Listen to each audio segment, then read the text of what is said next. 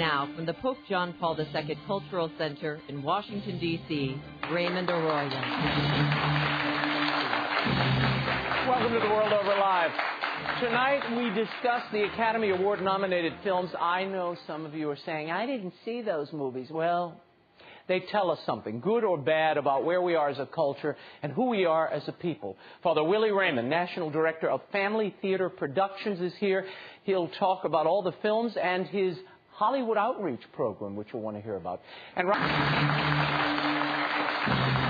the annual Academy Awards are being held this weekend in Hollywood. It gives us a chance to discuss the cultural impact and message contained in some of the Oscar-nominated movies. My next guest works in Hollywood. He's a priest of the Congregation for the Holy Cross and National Director of Family Theater Productions. Please welcome my old pal to the program, Father Willy Raymond.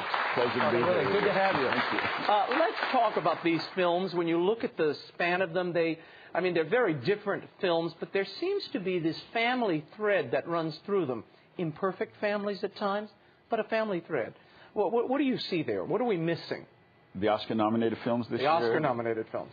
That's, wow. I have to confess that I am in Hollywood, but not of Hollywood, so I've only seen 7 out of the 10. Oh, well, I think I've seen 4 out of the 10, so you've got me beat. What was your favorite? Of all of the films you've seen and that you see nominated, let me run down so everybody's on the same page. Sure. The King's Speech, The Fighter, Black Swan, the kids are all right, but the parents aren't. Toy Story 3, True Grit, and Winter's Bone. What is your favorite of them? Personal favorite is Winter's Bone. Really? And why? Yes, I mean, this is kind of a meth lab in the rural South, right? It is. It's a meth lab in the rural South and in the Ozarks. And I saw it up at the Sundance Film Festival a year ago, and I think it's this film that captures the ethos of the Ozarks and the family situation, a very complicated and dysfunctional family, and the heroism of a young woman who is surviving through all of this. It's a little bit unreal, but it's a very well done film. And I'm surprised you didn't say King's Speech, which is my favorite film of the year. Sure. Not that everybody has to have my favorite film, but why not, Father?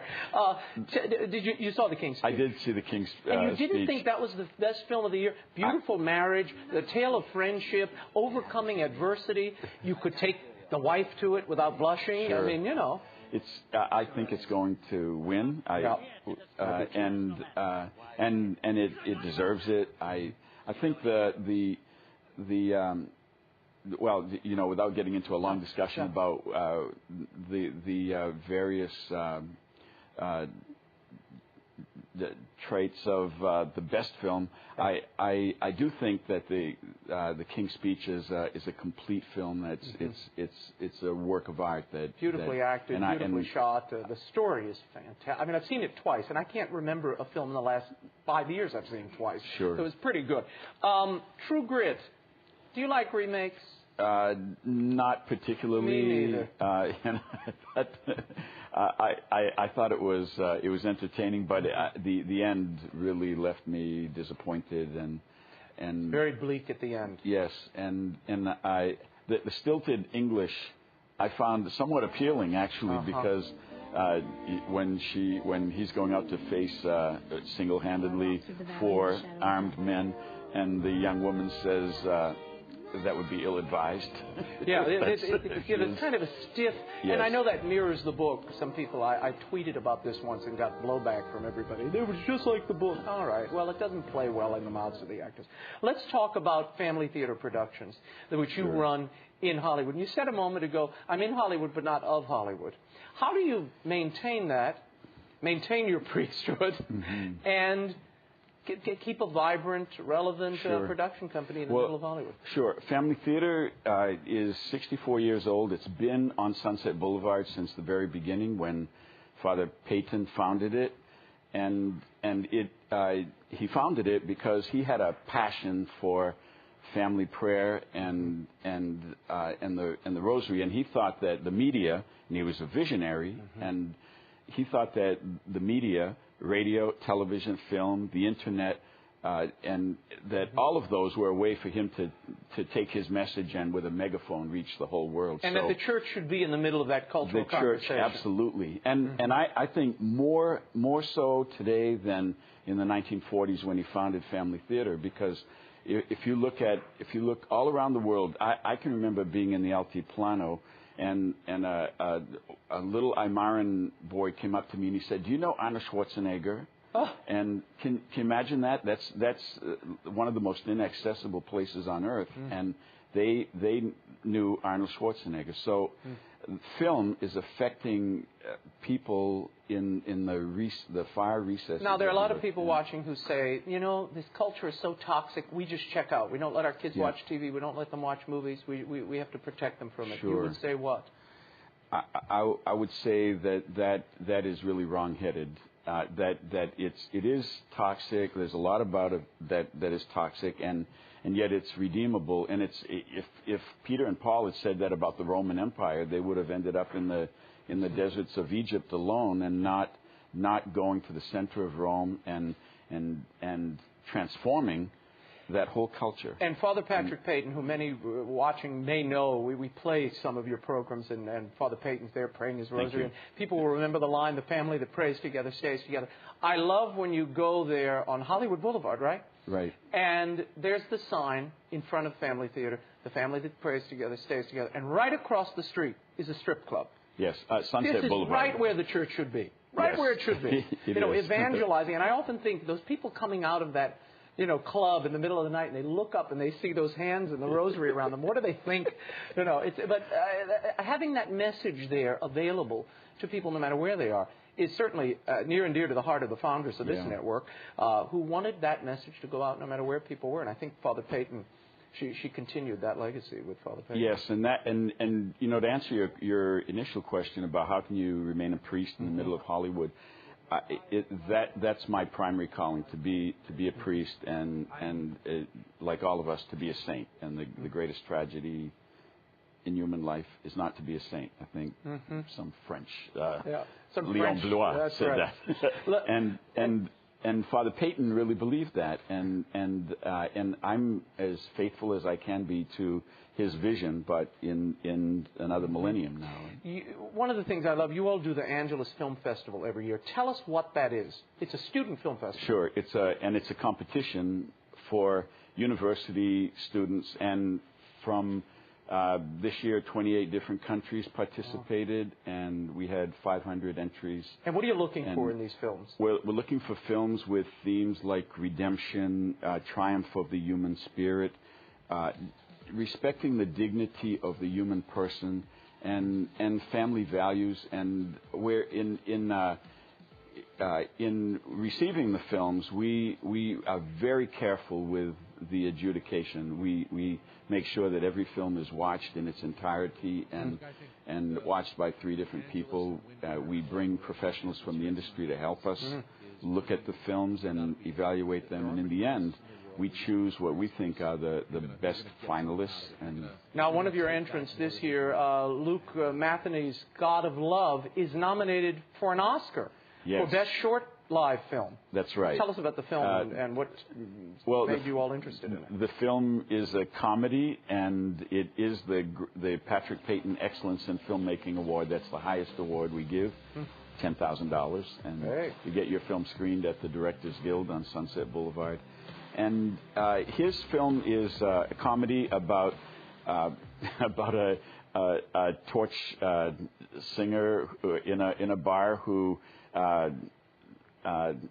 he breaks hearts while he tosses darts, and he is not able to attract the girl of his dreams, and so there's a prayer scene, and he also receives divine help from Olympus, and these darts that he's able to prick people with, and they're for 6 hours they're very likely to fall in love with the first person that they see. So, oh wow! Keep those darts away from me. I don't need any more. Let's talk for a moment about this movie, Gods and Man. Did you see and Men? Did you see this movie, this French film? No, I'm really eager to see it. I know it won the Cannes Film Festival. It won the Cannes Film Festival. It wasn't nominated, though the French put it forward for a foreign film at the Oscars. It is one of the most beautiful meditative films. Set in Algeria.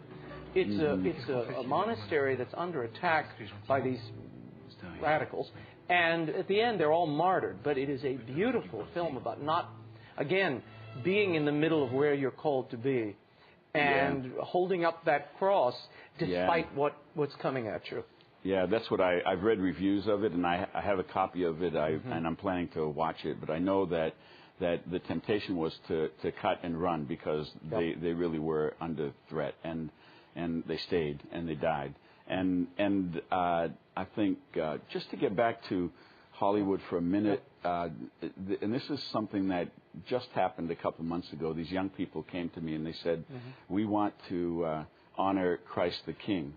And so we're thinking of a Eucharistic procession from Blessed Sacrament Church up to Family Theater and then to a couple of other parishes. And would you carry the Blessed Sacrament for us? Wow. And here we are going down Sunset Boulevard with a Eucharistic procession with 50 or so, mostly young people, and it's typical, I think, of what is really needed in Hollywood, that to be truly Catholic and to be present there in the middle of Hollywood is worth more than anything else we can do professionally. It's very, very hard today, though. I mean, I have a brother who's an actor, and you are constantly, because young people can so quickly jettison to fame, and all you have to give up is your dignity. Yeah. If you're willing to do that, you really can go wherever you'd like in Hollywood. Sure. How do you counsel, because I know so many young people come to you looking for answers, wanting to maintain the best part of themselves? What do you tell them? Exactly what you would expect, that if you lose your soul, you can gain the whole world, and it does nothing for you. You've gained nothing at all. And we try to build in. We have prayer and pasta. We have a special RCIA program for people in the industry. This is the Hollywood Praise. It's yes, Hollywood Praise, and we're.